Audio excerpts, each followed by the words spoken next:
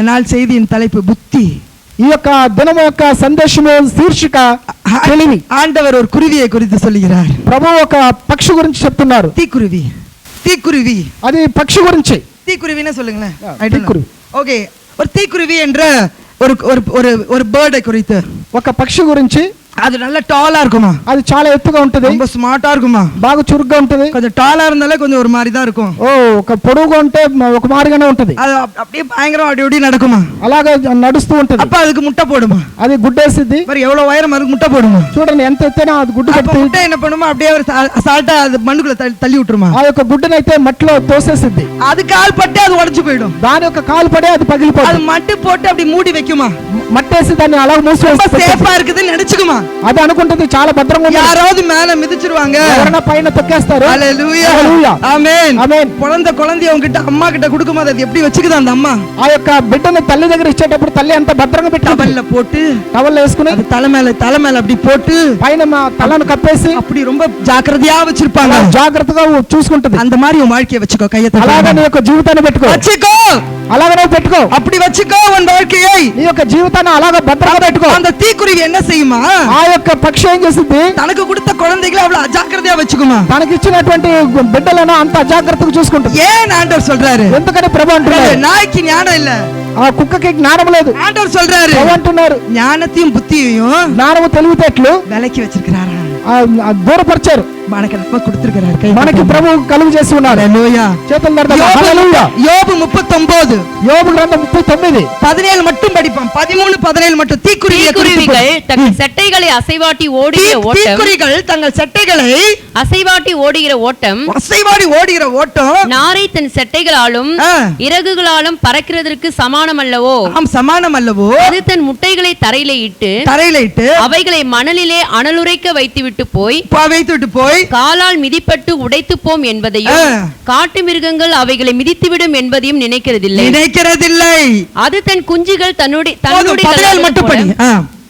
அவைகளை காக்காத கடினம் உள்ளதாயிருக்கும். அவைகளுக்காக அதற்கு கவலை இல்லாதபடியினால் அது பட்ட வருத்தம் விருதாவாம். தேவன் அதற்கு புத்தியை கொடாமல் ஞானத்தை விலக்கி வைத்தார். హల్లెలూయా, ஆமென்.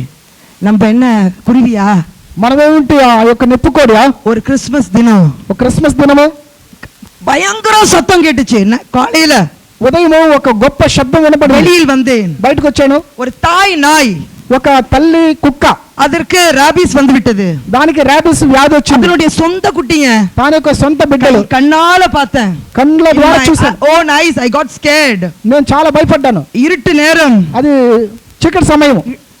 கடிச்சு கொலை பண்ணிட்டு இருந்தது. అది కొరికి చంపుతూ ఉంది. ஓ போ போ அப்படின்னு சொல்றேன். నేను వెళ్ళిపోన్నా. அந்த குழந்தைகளை எவ்வளவு அழகா பார்த்துட்டு இருந்தது, ఎంత భద్రంగా చూస్తూ ఉన్నది. ஆனா கடிச்சு தன்னுடைய குழந்தைகளையே சாகடிச்சிட்டு இருந்தது. అది కొరికి తన యొక్క బిడ్డల్ని అది చంపుతూ ఉంది. 5 குட்டிகளை சாவடிச்சது. 5 బిడ్డల్ని చంపింది. ஆண்டவர் அதற்கெல்லாம் ஞானத்தையும் புத்தியும் விலக்கி வச்சாரு. వాటికి ప్రభు తెలివితేటలు జ్ఞానాన్ని దూరపరిచి ఉన్నారు.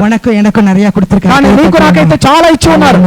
హల్లెలూయా, చేతులు హల్లెలూయా, హల్లెలూయా. இந்த வசனம் என்ன ரொம்ப தொட்டுச்சு. ఈ యొక్క వాక్యం నన్ను అధికముగా ముట్టింది. இந்த தீக்குருவியை குறித்து எனக்கு ரொம்ப தொட்டுச்சு. ఈ యొక్క నెప్పుకోడి గురించి నన్ను అధికముగా ఆకర్షించింది. அதை வைத்து ஒரு பாடலை நான் எழுதி இருக்கிறேன். దాని గురించి నేను ఒక పాట వ్రాసి ఉన్నాను. நம்மலாம் கூட தீக்குருவி மாதிரி தான் ஓடிட்டு இருக்கோம். మనం అందరం కూడా నిప్పుకోడి వలె పరిగెత్తుతున్నాం. ரொம்ப பெருமையா ஓடிட்டு இருக்கோம். చాలా గర్వంగా వెళ్తున్నాం. ஆனா புத்தி இல்லாம ஓடினோம். ஆனா புத்தி లేకుండా వెళ్తున్నాం. ஹல்லேலூயா, ஹல்லேலூயா, ஹல்லேலூயா.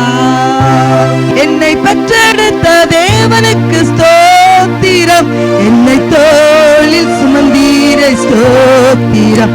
என்னை பெற்றெடுத்த தேவனுக்கு ஸ்தோத்திரம், என்னை தோளில் சுமந்தீரே ஸ்தோத்திரம். என்னப்பாவும் நீங்கத்தான், தாடியும் நீங்கத்தான், எல்லாமே நீங்கத்தானே. என் அப்பாவும் நீங்கத்தான், அம்மாவும் நீங்கத்தான், எல்லாமே நீங்கத்தானையா. என்னை பெற்றெடுத்த தேவனுக்கு ஸ்தோத்திரம், என்னை தோளில் சுமந்தீரே ஸ்தோத்திரம். தீக்குருவி போல் பெருமை கொண்டேன், மயிலை போல ஆடி வந்தேன். தீக்குருவி போல் பெருமை கொண்டேன், மயிலை போல ஆடி வந்தேன். கல்வா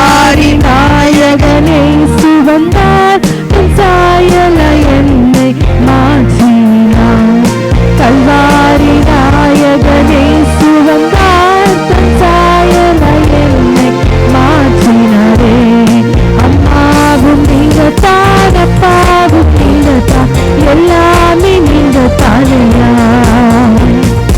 அம்மாவும் நீங்க தான், அப்பாவும் நீங்க தான், எல்லாமே நீங்க தானையா. என்னை பெற்றெடுத்த தேவனுக்கு ஸ்தோத்திரம், என்னை தோழி சுமந்தீரே ஸ்தோத்திரம். தீக்குருவிக்கு புத்தி இல்ல, ఆ యొక్క నిప్పుకోడికి బుద్ధి లేదు. பயங்கரமாக ஆண்டவர் அந்த அந்த அதிகாரம் ஃபுல்லா படிச்சீங்கன்னா ரொம்ப அற்புதமா இருக்கும். ఆ అధికారం అంతా కూడా మీరు చదివిన చాలా అద్భుతంగా அழகாக ஆண்டவர் அந்த காரியங்களை பேசுகிறார். ప్రభు చాలా అందంగా ఆ యొక్క కార్యాల గురించి మాట్లాడుతున్నారు.